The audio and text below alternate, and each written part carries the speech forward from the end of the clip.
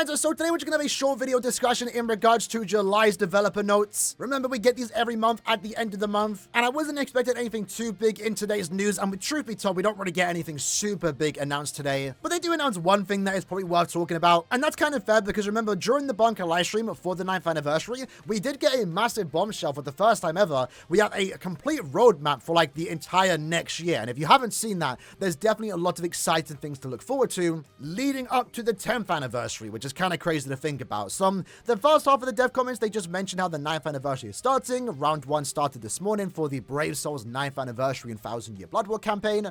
We hope you enjoyed it. I personally am. As announced during the Bunker livestream that was held in July, we are planning several updates that can be seen in the attached image. And if you haven't already seen that, what is coming in the next year essentially is Brave Battle improvements, new quest for accessories, and this is going to be our next big updates, right? Happening within the next like month. I assume the Brave Battle update and new quest for accessories will be happening next month, at least within like the next 2 or so months, right? Then in winter, near the end of the year, we are going to have the guild quest improvements, and then interestingly enough, we are getting a new power-up feature. It's on your screen right now. It seems to be a new soul tree, but for every attribute. So every character in your attribute, depending on which attribute you are working on, is going to get buffs, and it does appear that you are going to be able to give your characters more stats, but also potentially new skills, because these nodes right here are skill nodes. What skills will they be?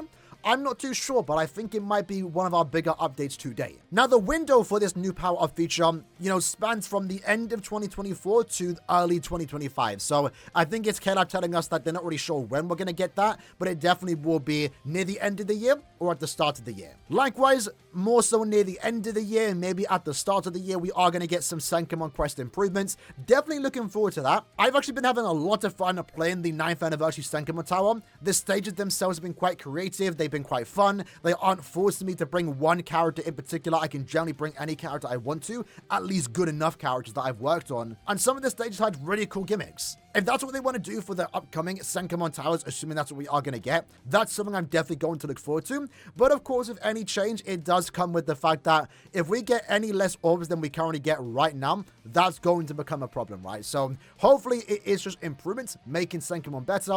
The main thing I'm looking forward to, though, is a new tower that's fun, that I can stream monthly with you lads, and hopefully a new character to summon for on Senkamon Towers. An updated Extreme Summon ticket that includes, the 7th and 8th anniversary characters would be amazing. Even 9th anniversary characters would be great. And then a new Senkamon character, let's say Schoolgirl Rukia, because that's like the Senkamon theme right now, just characters in their school outfits. A normal attack damage character with recharge would be absolutely amazing, I will be honest.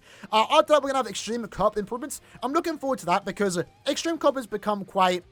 I don't play anymore, basically, right? I used to do it monthly, just to get my, Transcendence materials. But nowadays with the, achievement system, I don't need to farm any Transcendence scrolls. I still do it for the Essence scrolls because those are rare items. And Extreme Cop, truth be told, besides, them changing the availability, it used to be only here for like 2 hours a day at given times. Now it's here all day, all week when it is available. Besides the changes to the time zones, they haven't done much changes to Extreme Cop. So I'm looking forward to that. I'm not sure exactly what they could do, but you know what? If they want to give us hammers, that will be making Extreme Cop a lot of fun. Because right now, hammers are needed to evolve your accessories to 6-star plus, 5-star plus, for example. Because they are needed to evolve your accessories to 5-star plus. And right now, there is no way to farm it. But if they do want to make these items more available, let's say in the new quest for accessories, again, we kind of briefly skipped that. That's something to look forward to as well, right? Because right now, the only way to farm accessories is by farming the point event, which honestly is still a good way to farm up accessories. But it would be nice to have a dedicated quest where you can just farm up. I don't know how it's going to work. I doubt you're going to be able to get golden accessories from this, but who knows? KLAB have been quite lenient, I guess is the word, on giving out free accessories. I mean, they recently just gave out a free golden Yuki. I don't see KLAB making that much money when it comes to accessories, so you might as well just make them free to play, I guess. I don't know, but... definitely looking forward to the new quest for accessories. I wouldn't mind if they're actually new accessories too. But Extreme Cop, or the new quest for accessories, if any of them want to give us hammers, farmable hammers, even if at a low rate, I'll be playing it. I'll definitely be playing it. And then this one's very broad. Updates for the 10th anniversary in spring. Not really sure what that does mean. But this is basically the entire year roadmap. and there's a lot to look forward to. What we're basically seeing here is a lot of improvements in multiple different game modes. Not every game mode, you know, Arena, Epic Raids, I would like to see some changes in there, but these are definitely touching upon stuff that do need to be improved on, and we're also getting a new power-up feature, so there's going to be something extra to do when that does get added. A lot of cool stuff coming our way, and if we go back to the dev comments, they do mention here, right? So this upcoming fall, our next major update that we are to be getting is going to be making raid battles more enjoyable, and what they do mention here is that the update will include changes to matchmaking and also rewards. Now again, we did briefly touch upon that during our KLAB recap, where we do have an image right here where the enemies you are up against, the opponents that you can pick, they aren't going to be random anymore. They are going to be ordered in total power, and the opponent that you beat, the stronger opponent, is going to give you more rewards. So this could be controversial, but I honestly think it is for the best, because realistically, in raid battles for the last 9 years, there's never ever been a need to fight good teams. You're just better off hunting for the easy ones. But now having a good raid battle team is going to be more beneficial, because if you can beat those better teams with higher power, you're getting more points, and therefore you're able to rank higher. Now the rankings, in a way, might come down more so to who has the better team, then more so who's spending more orbs. Now, for the most part, that you could maybe still spend orbs in raid battles to actually continue to rank high, but we are also seeing there is a limit on how many opponents you can refresh. It's 5 a day now, and my question is, if I use all 5 refreshes and I beat all teams, can I still spend orbs to continue? Do I have to spend orbs to refresh? That would be kind of annoying, and those that do want to spend orbs are still going to have the advantage, but I feel like the game mode itself would definitely be in a better position from what we have right now, at least when it comes to rankings, right? I mean, if anyone actually tried to rank high, especially recently pushing to head captain, you have to spend like 1,000 orbs, because everyone's just fighting weak teams. If you have a good Brave Battle team, you're going to be getting more points, and therefore rank high in Brave Battles. But if anything, the main thing to look maybe forward to is the better rewards. Now, what does better rewards mean? Well, it's quite vague. Do they mean more Brave Battle medals? Hopefully. Maybe it will be easier to buy the 90,000, 90 million download summon ticket. Would we as a community like orbs to be added into Brave Battles? I'm not too sure. I like that Brave Battles hasn't been like super competitive. I still rank high. I, sit around 3rd seat, lieutenant, captain sometimes. But, there are plenty of players out there that do play Brave Battles. Maybe they deserve to be rewarded for putting all that effort into their team, summoning for these Brave Battle characters. I'm not too sure. I think, though, if you don't like Brave Battles, this probably won't be enough for you to play it. But if you do like enjoying Brave Battles, this might make the game mode a bit more fun. Scrolling down, though, they do mention here that they are going to be updating the game constantly with new quality of life improvements, and they encourage us, the players, to continue to share their opinions and feedback through the 9th anniversary player questionnaire. We already made a video on that. And then now we have the new news, right? So we only have one thing to talk about here, outside, of course, of the particular roadmap, right? But they do mention here, in order to make it easier to understand which quests are needed when strengthening characters, we are planning on making adjustments to quests. And then they follow that up with, up until now, each item required to strengthen characters had to be collected via a number of different quests. However, with the new adjustment, you'll be able to attain all items needed for specific strengthening mechanics in one quest. For example, there will be a quest through which you can obtain items necessary to strengthen characters' link slots, and a quest through which you can obtain items necessary to strengthen transcendence slots. So, if what I'm reading here is what they are saying, please tell me this means we're combining Inheritance Trials, Inheritance Zone, and Droplet Zone all into one quest, because oh my soul king, that would be one of the best updates that we will ever receive. Because right now, let's be honest, it is long. That's just the best way to describe it. It's long to farm in this game, right? Obviously, it's gotten better over time, but like if you want to farm link slot potions, you have to go to Inheritance Zone. If you want to farm droplets, you have to go to Droplet Zone. If you want to farm super link slot potions, you have to go to Inheritance Trials. There's too many quests just to max out one character.